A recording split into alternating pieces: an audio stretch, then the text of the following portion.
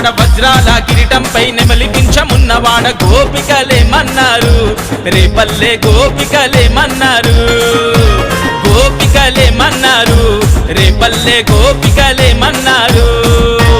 మన్ను తిన్ననాడు నిన్ను చిన్ని కృష్ణుడన్నారు వెన్నె దొంగలించినప్పుడు కొంటె కృష్ణుడన్నారు లీలకొక్క పేరు పెట్టి గోల గోల చేసినారు గోపికలేమన్నారు రేపల్లె గోపికలేమన్నారు అగో రాధ ఏమన్నది కన్నాని రాధ ఏమన్నది